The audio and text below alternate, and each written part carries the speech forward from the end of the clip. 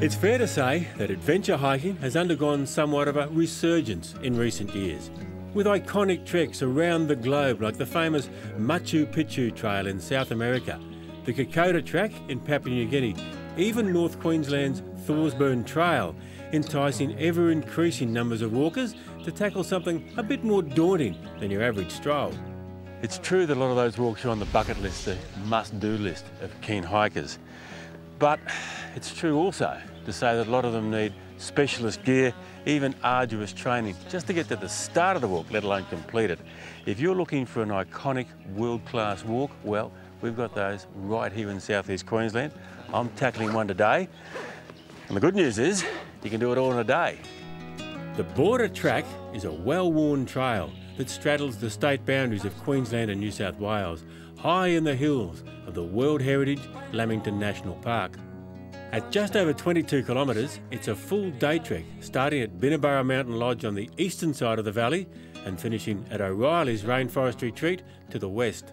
And why do you reckon people get a kick out of doing this particular track? It's quite a famous track. It was opened in 1938, and it's sort of the iconic walk of the park, I suppose.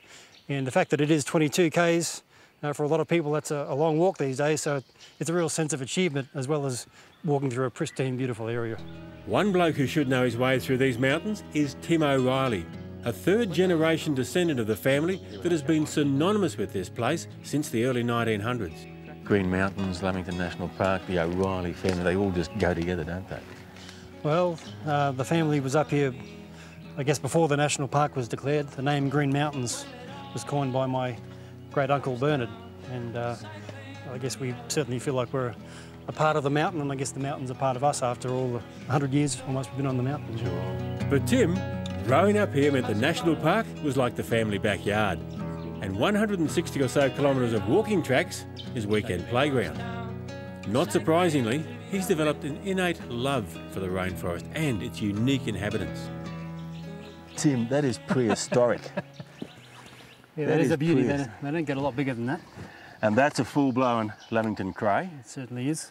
When it gets wet like it is at the moment, they tend to wander up out of the creeks quite a bit, and so encountering them on the track is not all that unusual in the wet season. I've certainly startled a few bushwalkers over the years, I'd say. You can hear them hissing away, and that's their threatening display. The first half of the track is defined by a constant but relatively gentle incline, rising from around 860 metres above sea level at Binnaburra to a lofty 1150 metres at the highest point. And the cloud's about 100 metres lower than we are. This is not unusual for this time of the year to get the moist winds rising up off the ocean and sitting on tops of these high peaks. But beautiful in its own way, isn't it? Definitely. Very atmospheric.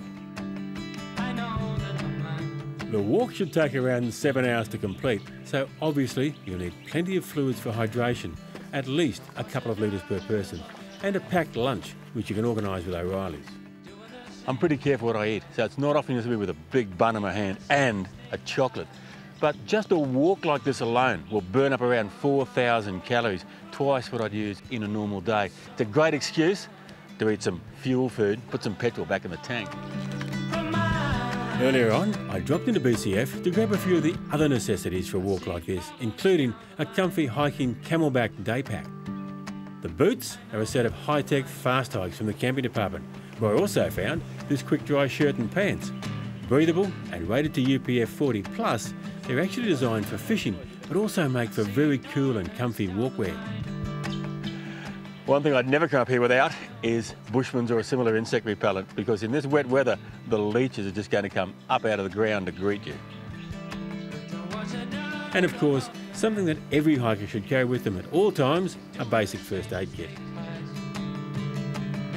While we give our feet a rest, it's a good time to take a break. Coming up in just a moment, we push on through the clouds to find a few more of the Border Trail's hidden secrets.